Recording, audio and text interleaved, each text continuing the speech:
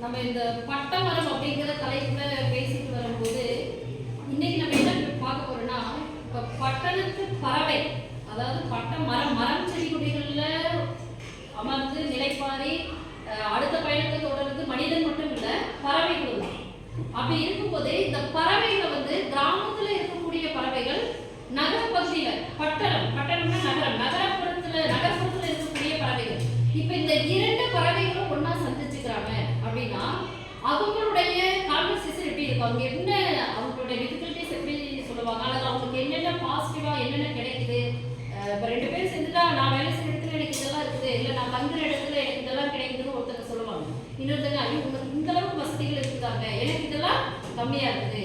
அப்ப இவன் எது கம்மியா இருக்குதுன்னு சொல்றாங்களோ அப்ப இவங்க என்னப்பாங்க, பரவாயில்ல நான் அந்த விஷயத்துல எனக்கு ரொம்ப பரவாயில்ல, என்னோட இடத்துல இதெல்லாம் எளிதாக கிடைக்குது அப்படின்னு நம்ம மனிதர்களே நம்ம பேசிக்கிறோம். அது மாதிரி இப்போ பட்டணத்து பறவையும் ஒரு கிராமத்து பறவையும் சந்திச்சுக்கிறாங்க அப்படின்னா அந்த ரெண்டு பறவைகளும் என்ன பேசும். நீங்க அதனுடைய இடத்துல இருந்து பட்டணத்து பறவையா இருந்து உங்க கண் பார்வையில நீங்க அதனுடைய பறவைகளுடைய மனநிலையை சொல்லுங்க. அதே மாதிரி இன்னொரு தரப்புல இருந்து நீங்க நகரத்து பறவையா இருந்து உங்களுடைய தரப்புல என்னென்ன ஃபீல் பண்றீங்க அப்படிங்கறத உங்களுடைய கருத்துக்களை இப்போ சொல்லுங்க. மேம், நான் பட்டணத்து பறவையோட இதுலேருந்து பேசுகிறேன் மேம். இப்போ என்னன்னா நகரங்களில் நிறைய டவர் இருக்கும், அங்கேருந்து தான் நம்மளுக்கு ஃபோன் கால்ஸ் எல்லாமே வரும். இதனால நிறைய பறவைகள் இறந்து போகுது. ஸோ பட்டணத்தில் இருக்கிறத விட கிராமத்தில் இருக்கிறது எனக்கு நல்லா தான் தோணுது. சொல்லுங்க. நான் கிராமத்து பறவைகள் நான் பேசுகிறேன். இப்போ சொன்ன மாதிரி சிட்டியில் நிறைய டவர் இருக்கும், ஆனால் கிராமத்துல முக்கால்வாசி டவருக்கு பதிலாக நிறைய மரம் தான் இருக்கும். பறவைகளுக்கு ஒரு பில்டிங்ல ஒரு சின்ன இடத்துல இருக்கிறத விட ஒரு பெரிய மரத்துல ஒரு கூடு கட்டி வாழ்றது. ஏன்னா இப்போ கிராமத்துலேயே சின்ன வீடு இருந்தாலும் அந்த சின்ன வீட்லேயுமே கொஞ்சம் கொஞ்சம் இடம் இருக்கும். ஆனால் முக்கால்வாசி கிராமத்துல ஃபுல்லாகவே மரம் தான் இருக்கும். அந்த மரத்துலேயே எல்லா பறவைகளும் வீடு கட்டியிருக்கும். சிட்டியில் பார்த்தீங்கன்னா எல்லாமே அப்பார்ட்மெண்ட்ஸ் எல்லாமே டவர்ஸ் அந்த மாதிரி தான் இருக்கும். பறவைகளுக்கு அதில் ஒரு இடத்த கண்டுபிடிச்சு வாழ்றது கிராமத்து பறவைகளோட இதுன்னு சொல்லணும். இப்போ கிராம சைடில் பார்த்தீங்கன்னா பெரும்பாலான மக்கள் பறவைகளை அவங்க வீட்டுக்கு வர்றதுக்கு அனுமதிக்கிறாங்க, அதுக்கு சாப்பாடு வைக்கிறாங்க, தண்ணி வைக்கிறாங்க. ஆனால் இன்னொன்று அங்கேயே வீடு கட்டி வாழ்றதுக்கு அனுமதி கொடுக்குறாங்க. ஆனால் இது பட்டணத்து இடங்களில் கிடைக்கிறது இல்லைன்னு நான் பார்க்குறேன். நான் பட்டணத்து பறவையாக பேசுகிறேன்.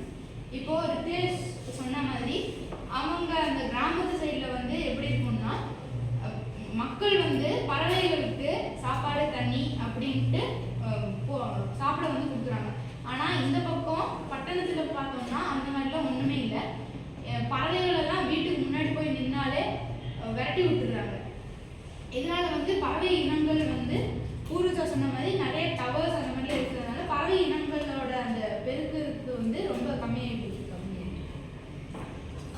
இன்னொன்று என்னன்னா பட்டணத்தில் நம்ம பறவைகளை கேஜில் போட்டு அடைச்சி வைக்கிறனால நம்மளும் அதுக்கு உணவெல்லாம் கொடுக்குறோம், ஆனாலும் அதுக்கு ஒரு ஃப்ரீடம் இல்லாமல் இருக்கு.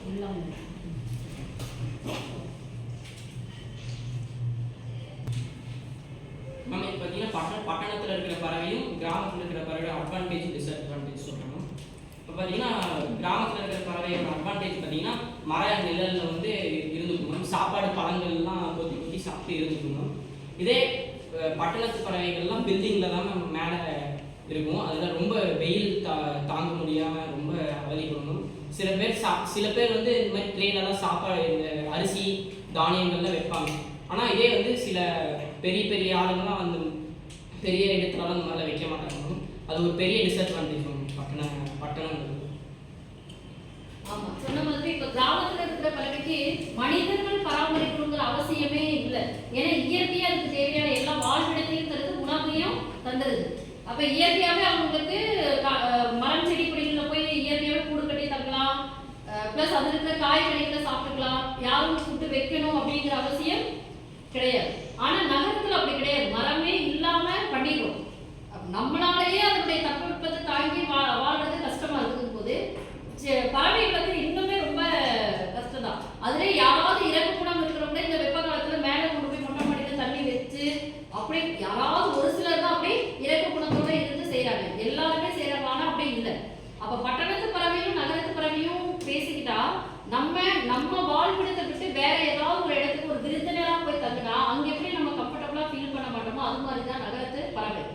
நம்மளுடைய வாழ்விடத்துல இருந்தா நம்ம எப்படி நல்லா சௌகரியமா இருப்போமோ அது மாதிரி கிராமத்து பறவை எல்லாமே அதனுடைய இடத்துல, அந்த பறவைகள்னா பறவைகள் வாழக்கூடிய தட்பவெப்ப நிலை சூழல் இருக்கிற இடத்துல இருந்துட்டாதான் அவங்களுக்கு அது நல்லது. வேற இடத்துக்கு போயிட்டோம் அப்படின்னா அது கண்டிப்பா கஷ்டமானதா தான் இருக்கும். ரெண்டு பறவைகளும் பேசிக்குதுன்னா கிராமத்து பறவை நிறையவே வாழ்க்கையை வாழ்ந்துட்டு இருக்குது அப்படின்னு நம்ம தெரிஞ்சுக்கலாம்.